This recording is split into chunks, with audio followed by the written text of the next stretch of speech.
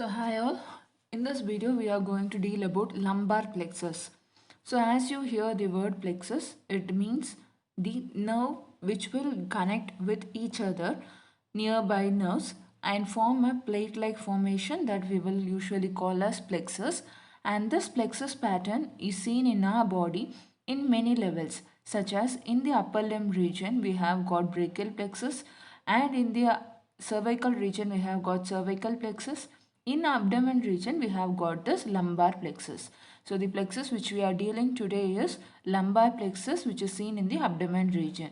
Along with that we have got one more plexus, that is lumbosacral plexus, which is giving us branches for the lower limb. So about lumbar plexus, which is seen in the abdominal region, we are going to deal in this video. So to talk about lumbar plexus, it is a plexus which is formed within the substance of a muscle called psoas major. So we have got a muscle named psoas major muscle in abdomen. Under this we have got this plexus formation, and then the formation of this plexus is happening by means of four lumbar nerves. So here you can see we have got some nerves which are arising, such as we have taken from T12, and then you know these things, we have got 12 thoracic nerves and then 5 lumbar nerves. So those are the nerves which we are seeing now.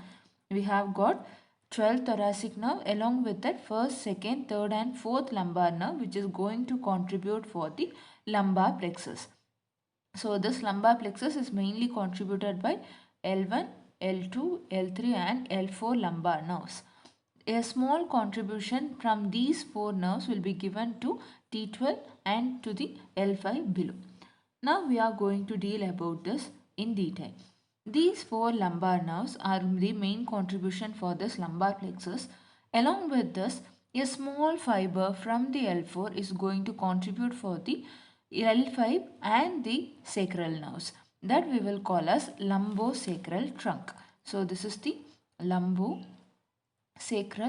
trunk, or the nerves which is going to contribute for the sacral plexus. A small branch from L4 and also from the L5 nerve, along with S1, S2 and S3 nerves are going to contribute for lumbosacral trunk. Now we are going to see details of our lumbar plexus today. So to talk about this lumbar plexus, we have some prefixed type and postfixed type. That is, sometimes a small contribution will be given by L3 nerve. So we have got this lumbosacral trunk, this lumbosacral trunk, usually it is getting contribution from L4. Sometimes it will get contribution from L3. So that time we will call this as prefixed type, and sometimes only the alpha is going to contribute, that we will call as postfixed type of lumbar plexus. So we will deal about those things later along with sacral plexus. Now we are going to deal about the connections. Here you can make out these are the nerves arising, that is T12 nerve, L1, L2, L3, L4 and L5 nerve. Here you can see a vertical nerve present with ganglions in between.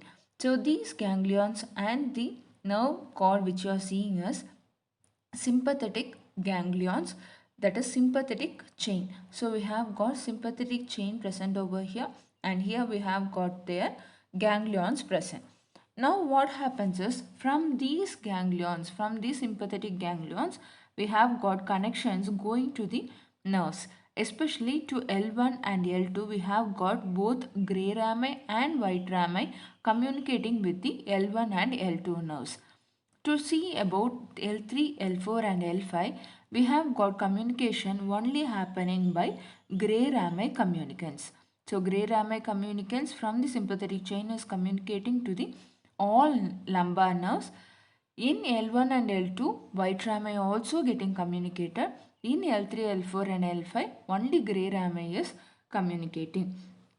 So I think you understood this about connection we are dealing. L1 and L2 getting connection from both white and grey rami communicants, L1 and L2. But in L3, L4 and L5 we have got connection coming from only the grey rami communicants. Now we will move on to how the branch distribution is happening in this lumbar plexus. Here you can make out in the upper part.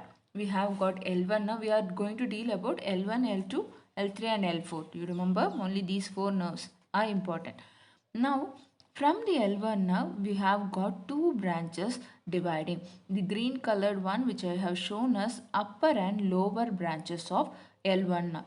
This upper and lower branches are going to give its contribution to other nerves, such as the upper branch will be joined by T12 nerve. A small twig from T12 is going to join with L1 and then it is carried through upper branch to give two more branches. So these two branches which are going to be the result of this upper branch and T12 is nothing but iliohypogastric nerve.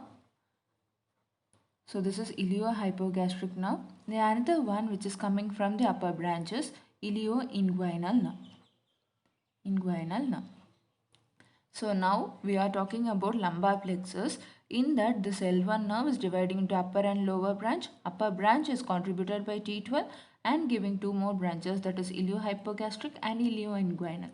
In this iliohypogastric is going to supply the skin of gluteal region. Ilioinguinal is going to supply the skin of upper and medial part of the thigh. And also we will move on to the lower branch. So we are talking about L1 now, upper branch, two branches over. Talking about lower branch, this lower branch is going to join with a small branch coming from L2. You can make out this green colored one is a small branch coming from the L2.